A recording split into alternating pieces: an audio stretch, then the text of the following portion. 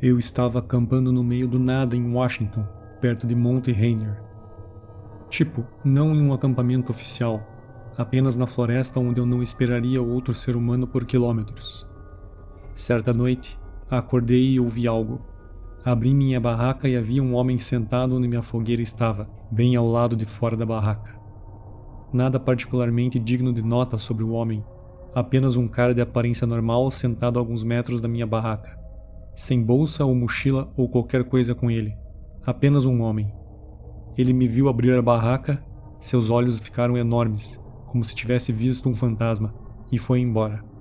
Isso me abalou muito, mas, no dia seguinte, consegui esquecer o fato razoavelmente bem, depois de considerá-lo apenas um acontecimento estranho e um cara que provavelmente estava drogado ou algo assim e que, de alguma forma, tinha conseguido montar um acampamento coincidentemente não muito longe do meu.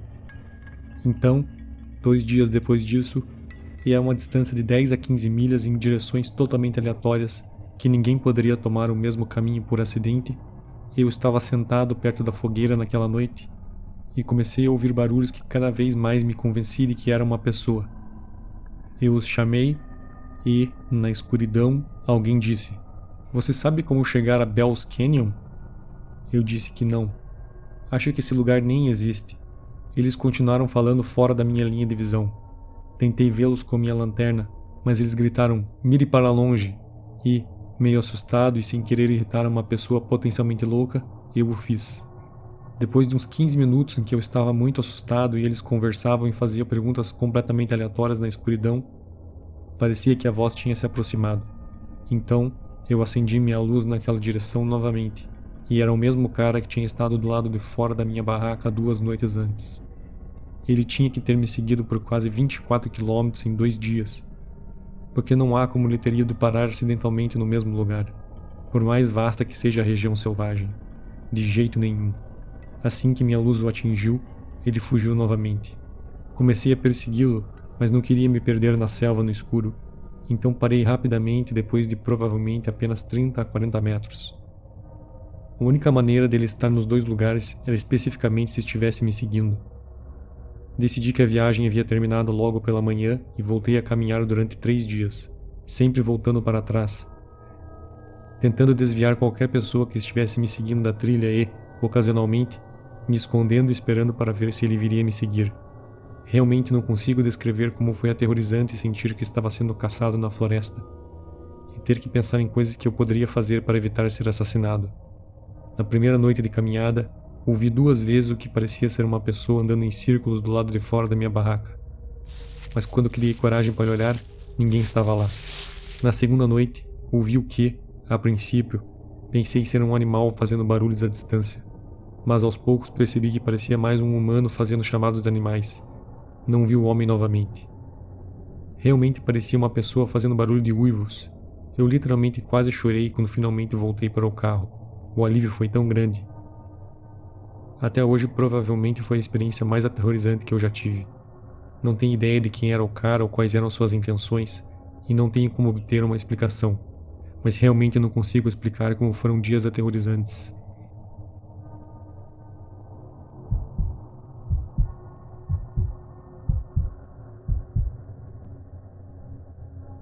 Isso foi por volta de 2017, na primavera ou no outono. Eu tinha 19 anos na época e morava na Alemanha. Eu e meus amigos costumávamos ficar no porão de um amigo, fumar e jogar videogame ou assistir filmes até tarde da noite. Meu melhor amigo na época morava algumas casas abaixo da rua onde eu morava, e geralmente nós dois voltávamos para casa de bicicleta. Havia 2 rotas que usávamos para chegar em casa, uma pela cidade e outra bem mais curta, que passava por uma pequena floresta de talvez 1 quilômetro, completamente escura, mas uma estrada florestal adequada. Essa rota fazia uma curva de 90 graus para atravessar alguns trilhos e uma grande rodovia sem iluminação por meio de uma ponte. Só pegávamos essa rota quando estávamos equipados com luzes e em um grupo de pelo menos 2 pessoas, porque havia muitos javalis e você não queria ficar sozinho, caso algo aconteça.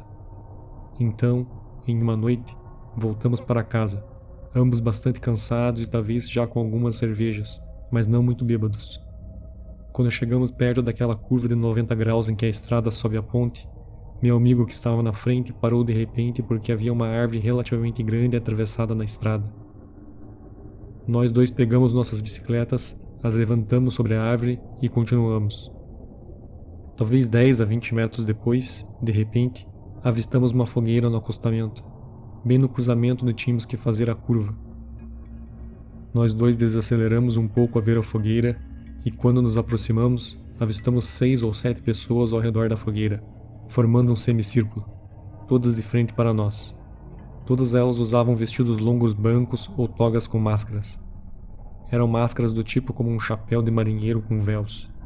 Alguns segundos se passaram, nós estávamos apenas olhando para elas e acho que elas estavam olhando para nós. Então, um deles veio em nossa direção e começamos a correr em direção à ponte em nossas bicicletas, e não paramos até estar novamente em uma estrada bem iluminada. Foi muito estranho. Depois, me lembrando novamente, tenho quase certeza que vi algo próximo ao fogo, no centro das pessoas. Não consigo saber ao certo o que era. Seria uma espécie de sacrifício?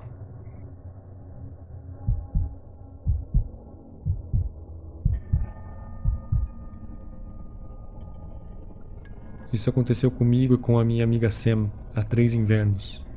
Gostávamos de explorar a natureza e caminhar ao ar livre, e nossos amigos haviam nos apresentado recentemente um belo lugar em Wisconsin, Grant Park, para quem conhece os parques do sudeste de Wisconsin, que visitamos com eles 3 ou 4 vezes. Todas as vezes que fomos com eles, foi uma viagem agradável. Caminhamos, tivemos uma bela vista do lago Michigan, sentamos em árvores e conversamos sobre livros, jogos e outras coisas. Estávamos começando um novo jogo de Hunter, The Darkness, um jogo de RPG de mesa como Dungeons & Dragons. E estávamos usando o parque como inspiração para o cenário. Foi ótimo. Para fins de narrativa, ela e eu somos mulheres de 1,60 m. A primeira vez que fomos sozinhas, fomos ao anoitecer para tirar algumas fotos que poderíamos usar no Photoshop para o jogo. Esse parque é enorme e há muitas pontes, trilhas para pedestres e estradas sinuosas por toda parte.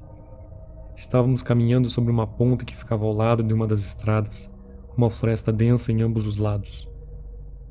Quando estávamos atravessando, um carro passou e abriu a janela, e um cara se inclinou para fora e gritou: "Ei!" para nós. Nós dois nos assustamos e demos um pulo, mas o dispensamos e continuamos a atravessar a ponte. Menos de 1 minuto depois, o mesmo carro voltou dirigindo na direção oposta, e, dessa vez, a janela do motorista se abriu e o motorista, outro homem, gritou: "Ei, meninas, venham aqui!" Aceleramos o passo, o carro se afastou, e quando estávamos prestes a chegar ao final da ponte, vimos o carro vir em nossa direção novamente, vindo da direção original. Então, nós corremos para as árvores. Subimos a colina e ouvimos o carro parar e os 2 homens começarem a gritar por nós. Continuamos correndo e nos escondendo no escuro, por cerca de 15 minutos até que eles saíram. Voltamos para o carro e fomos embora. Era de se esperar que evitássemos o parque depois disso, mas depois que saímos de lá e nos aquecemos adequadamente com o chocolate quente de Perkins, demos boas risadas por termos ficado tão assustadas. Voltamos ao parque com nossos amigos homens algumas vezes, e nada nem remotamente assustador aconteceu. Então ela e eu decidimos voltar, só nós duas, novamente. Sam e eu sempre passávamos as tardes e o início da noite explorando o exterior, fazendo caminhadas, procurando objetos de caça, apenas sentados em parques e conversando. Então decidimos acrescentar isso ao nosso repertório. Voltamos novamente ao anoitecer e com a câmera para tirar mais fotos, especialmente porque não tínhamos conseguido as fotos que queríamos da primeira vez. Agora, obviamente, olhando para trás, nós duas nos sentimos incrivelmente tolas por termos voltado sozinhas, na mesma hora e no mesmo lugar. Mas, como eu disse, tínhamos ido mais algumas vezes com nossos amigos homens, e, mesmo quando estávamos com apenas um homem conosco, nada tinha acontecido. Então achamos que estávamos sendo apenas cautelosas. De qualquer forma, voltamos e estávamos prestes a passar pela mesma ponte, quando o carro passou e, como você adivinhou, a janela se abriu e um cara gritou com um barulho aleatório. Dessa vez, não esperamos que eles dessem a volta. Entramos na floresta e começamos a caminhar de volta para o pier. Imaginamos que abandonaríamos o outro local para fotos e exploraríamos o pier, tirando mais algumas fotos do lago. Não era bem o que estávamos procurando, mas achamos que, se chegássemos a tempo para o pôr do sol, que já estava quase se pondo, poderíamos tirar algumas fotos bonitas sobre o lago só por diversão. A forma como o pier é montado é que há uma longa estrada que vai do topo de uma colina de grama gigante, desce e contorna uma curva até o estacionamento.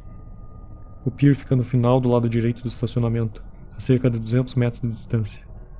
Se você caminhasse de perto do pier para o lado direito do estacionamento, havia uma pequena ponte que levava ao empreendimento com uma quadra de tênis que ficava ao lado da reserva.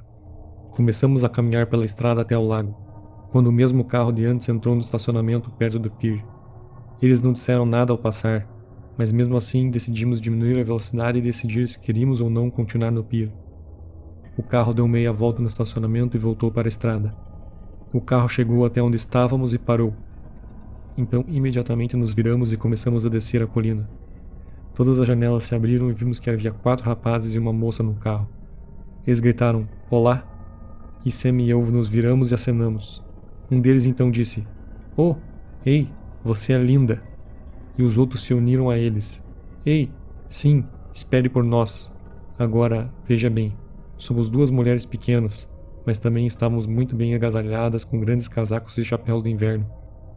Quase não dava para ver nossos rostos ou formas, então eles não tinham muito em que se basear. Nós os ignoramos e ouvimos alguém gritar, "Estamos voltando para pegá-las", quando eles começaram a subir a colina. Sam e eu decidimos não correr riscos e começamos a descer a colina correndo. Ouvimos gritos e assobios e os vimos desaparecer no topo da colina. Começamos a correr em direção à ponte, era a mais próxima, e, depois de passarmos pela ponta à esquerda, havia um deck de concreto com uma rampa de cerca de 1,5 metros de altura. De modo que, se saíssemos da ponte e pulássemos imediatamente, estaríamos na parte inferior da rampa e não poderíamos ser vistos do outro lado se abaixássemos. Foi exatamente o que fizemos.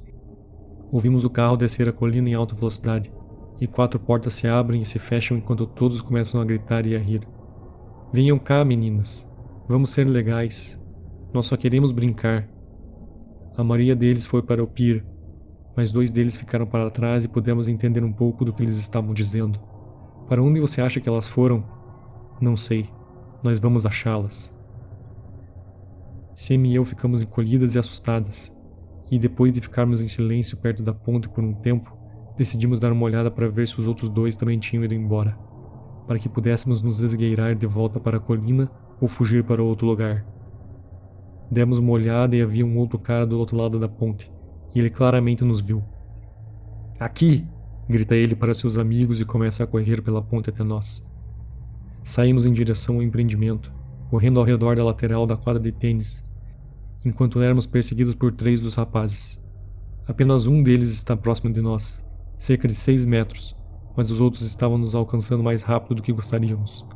Demos uma volta rápida entre 2 casas da subdivisão, e felizmente não os vimos mais daquele ponto em diante. Voltamos para o carro caminhando pela floresta preservada incrivelmente devagar, correndo pelas estradas, apavoradas. Fomos embora naquela noite, e ligamos para nossos amigos com quem normalmente íamos à reserva.